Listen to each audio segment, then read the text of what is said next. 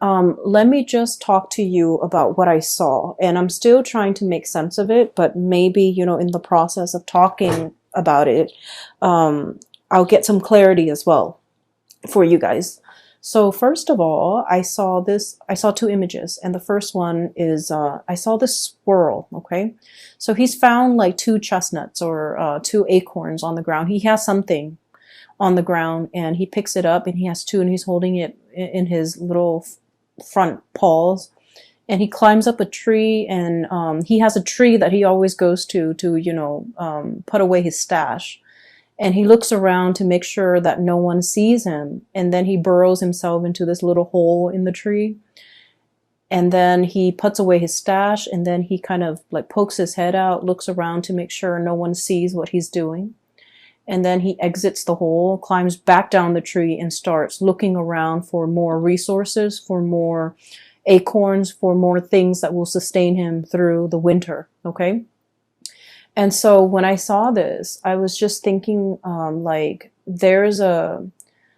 it's okay for us to take care of our assets. Okay. It's okay for us to kind of like cover our own behind.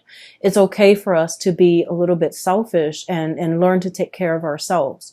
So that was like the initial message I got that came through. And so what I feel might be really important for you guys as we round out this year is for you to re-examine your financial assets. Okay. Look through your ledgers, look through a bank account, look through wherever it is that you swirl away your money to make sure that things are where they're supposed to be. Okay, so I feel like there might have been wrong charges to your bank accounts, to your credit cards. There might have been money, inadvertently like taken out, or there might have been wrongfully charged transactions. So I feel like it's really important for you to kind of like look through your financial ledgers to make sure everything is up to date and to make sure that everything is squared away the way it should be.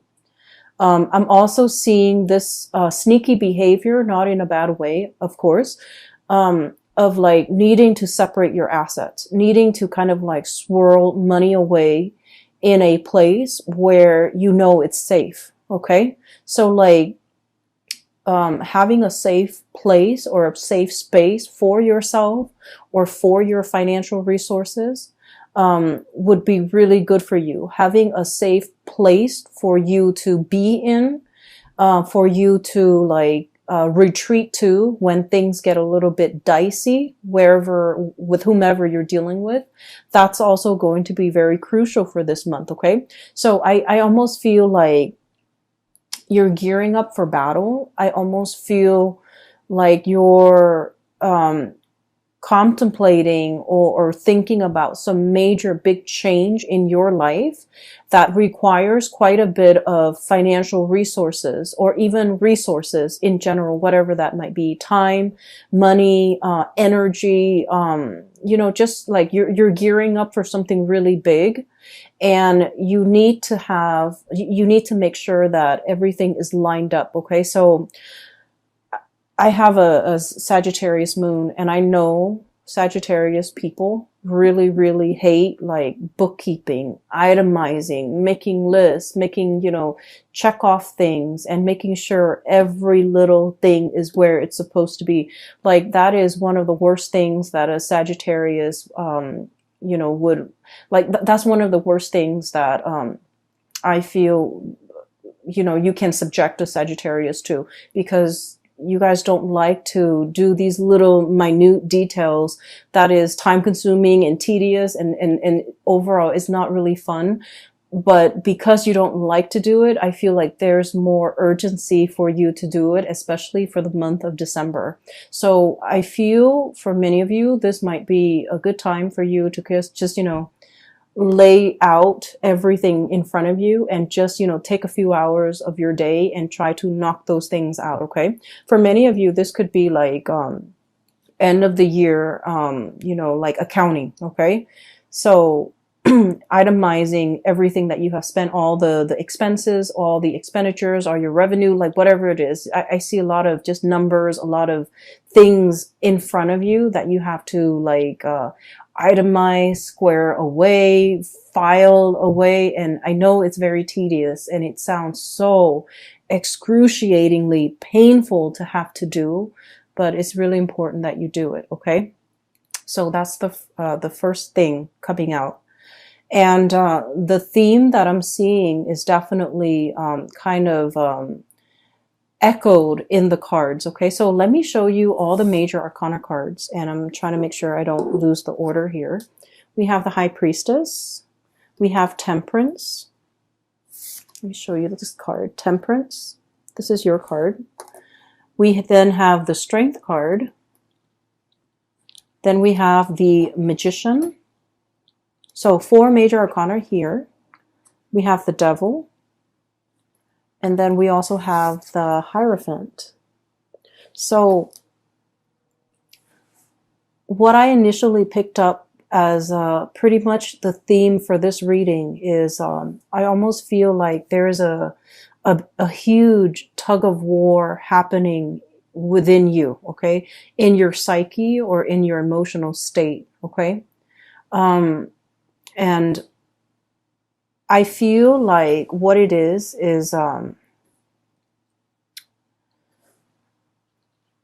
you know, there's overall what I'm seeing as a sense of like restraint, and then wanting to the opposite of that. So there, on the one hand, there's this duality about, you know, having a lot of self-control, having a lot of control in general, having a lot of restraint, doing things the proper way, itemizing everything and making sure that, you know, everything is like calibrated, carefully planned out, carefully thought about. Okay. And then the other side of you just wants to like dash in, you know, get your hands dirty and then ask questions later. And these two sides of yourself are kind of like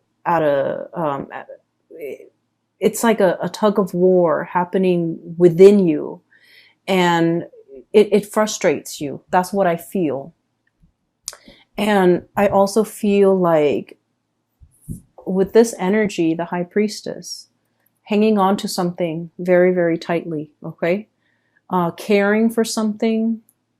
And I almost feel like you might be overstepping your boundaries when it comes to the way in which you take care of another person. And I don't feel like this is something that's happening overnight, or it's something where it's like, you know, once in a while. I feel like this is an ongoing pattern or an ongoing process in which you're doing everything for another person. For some of you, it could be a child. You're not allowing that child to be, you know, self-sufficient. For others of you, it's like, you know, taking on the role of the maternal, the parental figure, so that you're doing something completely for another person, and then they come to rely on you, and then they don't know how to be self-sufficient. Okay? This is like holding on, wanting to control a situation very, very much, like so tightly that it stifles the growth of that entity, that person, that child, that plant, that house pet, that baby, whatever it is. It's stifling the potential and the growth potential of that entity. So I feel like this is an ongoing process, because I feel like it has dragged on for many, many years. And so once we become aware of it, as you guys might have been aware of it, it's really hard to loosen the reins, right? It's really hard to kind of like be so emotionally wrapped up and invested in something.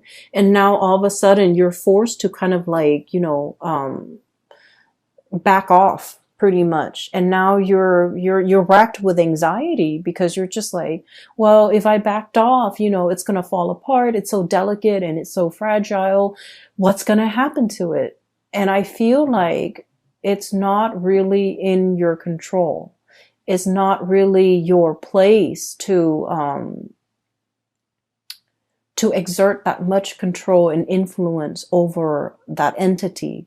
So I do feel here the universe is pretty much telling you to loosen the reins, okay? Loosening the reins doesn't mean that we're no longer in the driver's seat, we're no longer in control. It just basically means that we're practicing kind of like loving detachment, and we're allowing that entity enough space and enough distance to grow.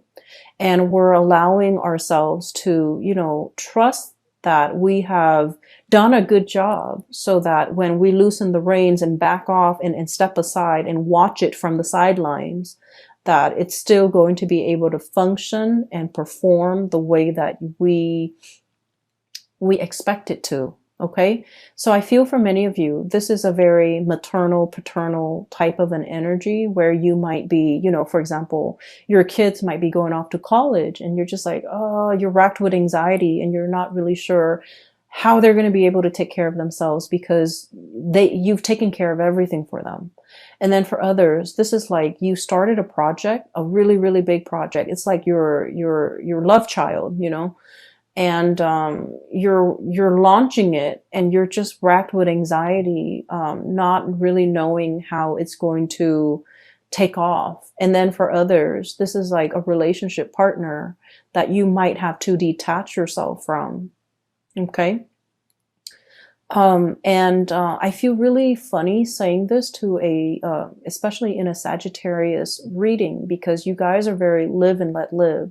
You're not clingy. You're not, you don't tend to overstep emotional boundaries in this way. But I feel like for whatever reason, you're emotionally very invested in this entity. And so you want it to do well, and you see it as an extension of you as well. And regardless of whoever or in whatever capacity you're dealing with this entity, I just feel like there's also like a sense of paternal, maternal pride associated with it, which might not be completely healthy if it's like a relationship partner, right? But I also feel like, I also feel as if you understand yourself that is not healthy, that you kind of need to, this is like, I almost feel this element of control. Okay. The bird is like holding the reins, controlling this wild beast. It seems to me like there's an element of control. There's an element of like, something that's very mechanical, something that's like automation, something that's just like going with the flow. Not having to think, somebody who is well taken care of, that they never have to think about what they need to do to take care of themselves. And when we put another person in this type of a situation, we take away their free will and their human agency and their ability to act and think for themselves and their ability to grow as a person. So I do feel like this energy might not be completely healthy. So if you're aware of this, it is time for you to really, really loosen the reins a lot more, so that, this situation can start to, I guess, thrive and flourish on its own. Okay. Next to that, I have here the devil. And this is like, the way I look at this card is it's something that's very debilitating. Okay. It could be physically, mentally, health-wise, but this woman, she's got a blindfold on. So I feel like it's like a situation where we're in denial of something. Okay. We're in denial of for some of you, dwindling resources. Okay.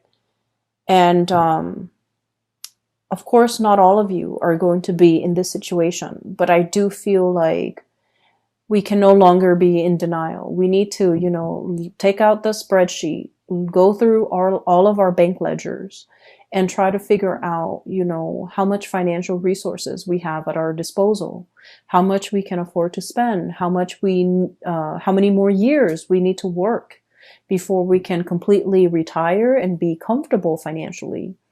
We need to see, if we're planning to sell a house, for example, we need to look at the market price and do some preliminary research to see how much the house is worth. So I feel like there's a lot of financial planning here that you haven't been too savvy about, that you need to, work at. And I do feel like it's better for you to be ahead of this energy and to know how much assets you have and to know your financial standing and your financial situation. before something else happens. So I just feel like there's something you've been in denial about, and you kind of brushed it off. And it's really time for you to just, face those fears, because, if you think about it, all in the previous few years, for example, the previous 5 years, the things that you really feared, once you face them head on, you realize they're not that scary, right? So we have a habit of making like mountains out of molehills. And so when we don't like to do something in our heads, those annoyances or those things that we don't want to do, they get bigger and bigger. And I feel like if you just sit down and tackle it head on, it's not going to be that bad. So I would urge you to not procrastinate on this, and just, take off those blindfolds and really